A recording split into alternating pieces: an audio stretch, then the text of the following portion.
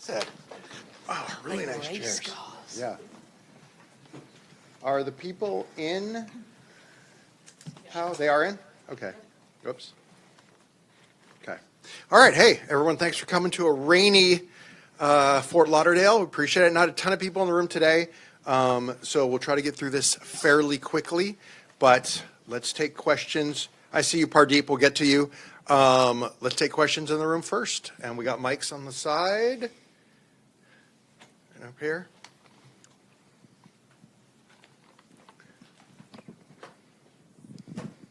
Hi, I'm Tamara Griffin with The Athletic. Can you offer sort of like a year in review as you prepare for this last game of the calendar year? It started, of course, with Brazil, She Believes. There's been a lot of experimentation, a lot of new faces coming into camp, a lot of people who've been standing out, making cases for themselves. How are you sort of reflecting on this year? Well, to start with, we've been through that exercise with staff and players, but rather than it be a review, it's things we're proud of. And all of those things can vary from, elevating our tactical play to creating an environment where people can be themselves and belong, to a growth mindset environment, to a collaborative, interdisciplinary environment. We looked at some of the highlights of the year, and some of those did it in sort of photograph format. Some of them being, we had a great picture of the Futures Camp, and obviously I've got players sat in the room, and we pinpointed those players and said, look what the last 10 months have produced. And I am certain that without that, we might not have accelerated some of their development as quickly, because it's quite hard to learn the playing pool. For me, the She Believes, I think that first game against Brazil at SoFi, real highlight. I've been very clear on the process to develop players and what you have to go through. So I'm not zoomed in on 3 losses. If I was, I wouldn't make changes. If I play to just win. So I think that was a real highlight. I think Canada game, again, another step in the right direction for us. Importantly, the recovery against Portugal and the importance of how we have to quickly get back into national team duty, especially with a big break. That's the first time we've had to deal with such a big break. I think the adaptations tactically from one game to the next, and then getting the volume of players to be able to comprehend that and apply it. I'm really intentional about, I don't coach 11, we coach all 26, and not coach all 26 to play as us. And sometimes there's always a healthy tension between trying to manage the result that week and long-term development. I think for us internally, the gold print strategy, which is an actionable framework to develop winning teams. I think the joined-up approach from seniors, 23s, 20s in particular, my relationship with Tracy Kevins to get that right, and the hiring of Heather Dyche and Vicky Jepson. There's loads, to be honest with you. To working with I've got this man next to me. We work in an environment we're really proud of. It's a very inclusive environment, diverse environment, and all of these things contribute to the culture that hopefully leads to long-term success for the team. How's that? Comprehensive. Let's go to Bob up front here. Thanks. Hi, Bob Williams from FIFA.com. I just want to ask you about the FIFA Women's Champions Cup, which is this new club tournament that starts in the new year. Yeah. Clubs from all around the world, including Arsenal, Gotham, quite a few of your players are taking part. I was just wondering what your thoughts are on how competitions like this can help grow the women's game. Obviously, the international game is huge, but now the club game is growing globally as well. Yeah, I think I've always been, being a club coach, I remember the importance of, international competition even at the club level. So I think it adds another string to the players' bow to play something other than just, a team within a smaller region. I think we know there's growth in the calendar, but we have to embrace that. I've said this many times over. We have to create squad sizes and the quality and depth within squads to be able to cope with the demands of the game. And yes, we don't want it to get to ridiculous levels, but I still think if you compare the number of games in the women's game compared to the men's game, there's a considerable drop-off.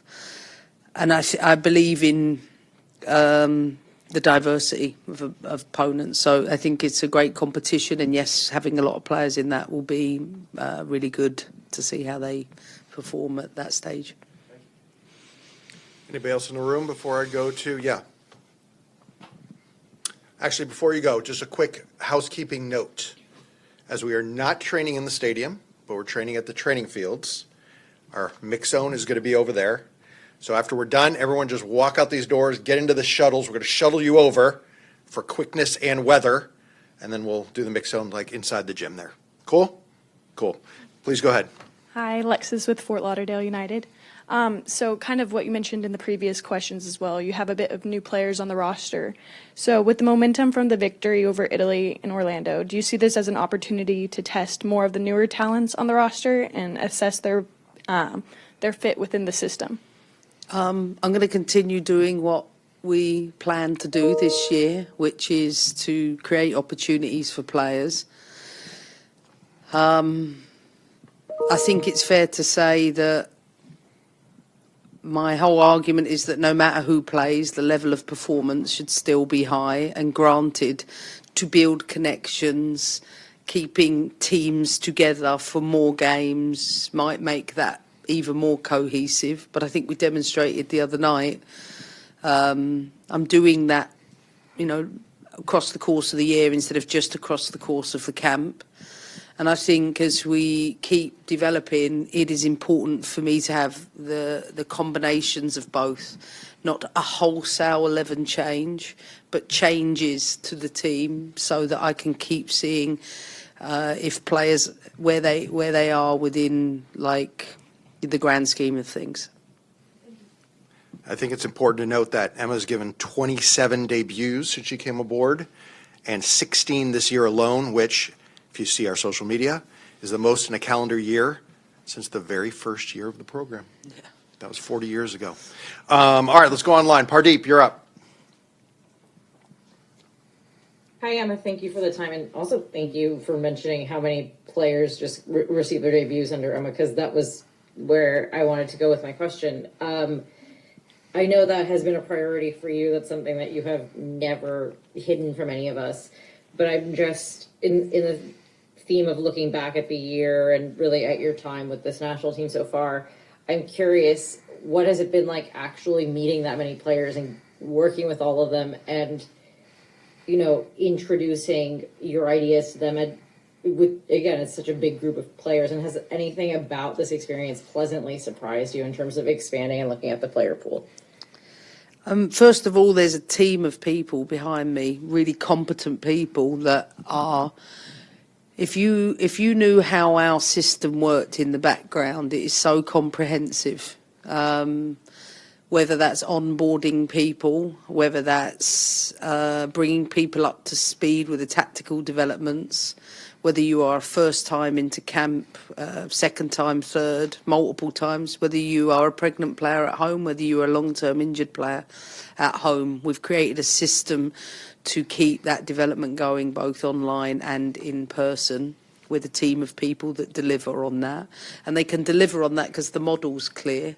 So it doesn't require one unicorn leader to do it. It's lots of people that help deliver that. Second of all, I think the players are supported to be able to keep their development. So often in coaching environments, it's all the head coach and maybe the assistant. I'm all about a team being able to deliver those insights. So the players can go to any one of my staff if they want to do clips or they want They want a check-in opportunity during camp. I think that's a strength of ours. And I think I like meeting people anyway, but I like meeting, I like the journeys of each of the players. And I especially like to hear when they come in, if they've had their first camp, how it made them feel, especially with so much nervousness that comes with it. I think we pride ourselves on creating an environment where people can thrive, but also, you know, as Fiona teaches me all the time, you've got to have a high challenge, but you've got to have a high support. And so I think I'm really proud of that. And, yeah, I love the girls, all of them. Thanks, Pardeep. Jonathan Tannenwald, go ahead. Thanks, Aaron. Hi, Emma. Hey. I saw that a few of your players were in attendance at the stadium last night, and I couldn't quite tell from the TV broadcast whether you were also there. So I'm curious as to whether you were, and what it's like when you get to watch a game where it's not your own players, you're not scouting somebody else, you just get to sit back and watch somebody else play. What do you take from something like that? Well, I can tell you that she wasn't there because she had a date at the mall for her to complete all of her Christmas shopping, which I think she did. I'm not sure, but she can answer the question in general when she goes to a match in which she's not involved. Love it, like the NWSL Championship. Like, I know, of course, I'm neutral, but I was jumping up and down when Rose scored because the result's not on me. She's one of our players, and I'm especially proud of that. And while I really wanted to go to the game yesterday, there's certain presents you can buy in America that you can't buy in England. And if I don't get them, then I'm not presenting something uniquely different to Harry. So I've got to keep up with that. You know, I'm looking at the chair, and it looks like you're in a Star Wars fighter a little bit, a little X-Wing fighter action there. Well, he won't be watching the press conference, so I can safely say he's got a few different Rebel planes that you cannot get in England. So I'm getting him things, obviously from the US, that I know that are uniquely different. And he got a Messi jersey. And he definitely got a Messi jersey. Hopefully he's not on YouTube after this, watching this. Before we finish, I just want to acknowledge head coach of Fort Lauderdale United, Ali Rogers, is here. And Emma is obviously a huge proponent of females in coaching and young women in coaching. And because of that, we're going to bring Ali up to the dais right now. Come on up and sit with Emma. And she's going to have a few words about young women in coaching.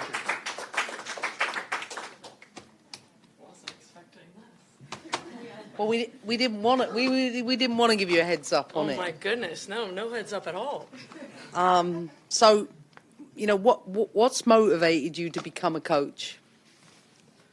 Honestly, to simply put, there's not many female coaches. And so I wanted to be that reason as to why. I was a professional athlete myself, but you don't see many female coaches in the grand scheme of things. And so definitely want to be that face and change the game ultimately as well. Well, with that in mind then, what do you need to be supported to make sure you stay in the game?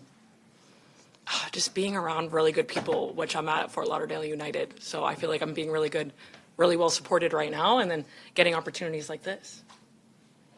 You got any questions for Ali, anyone? Hi. Do I need the mic? Okay. You're good. Okay.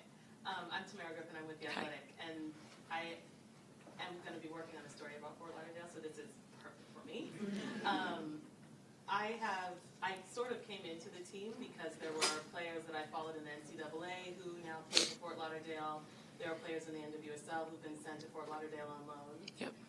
But I'm also curious, so I've come into it sort of roundabout, but what is it about clubs like Fort Lauderdale, and I would include Dallas Trinity in this conversation too, that sort of seem to at least set them apart from other teams in the USL in terms of how they develop players, and sort of how do you see this team's space in the growing landscape of women's soccer in the U.S.? Yeah, no, the USL is bringing so many great opportunities for young women, which I feel like it's rightfully deserved, but we look at everything. Like, experience definitely does matter, but at the end of the day, we have some really good academy players within our landscape, but also some really talented mid-major products, and then as well as NWSL loans who've done a phenomenal job for us. And so we're kind of encompassing to all walks of life within the sport and then bringing them along, and then within our ideology and how we want to play and development within Fort Lauderdale United, just kind of wherever you come from, we can give you a step in the right direction in your individual development, which will collectively help our team development at Fort Lauderdale United.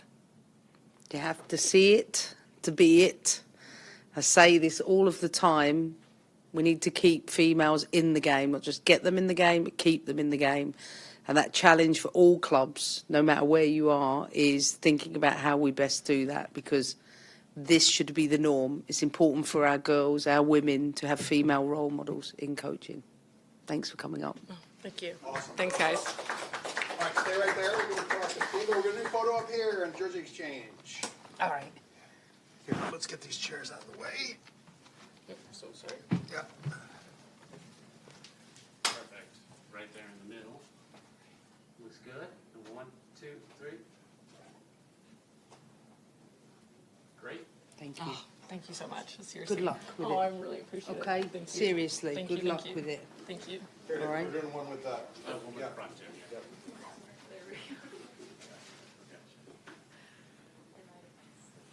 Just flip her around there. No problem.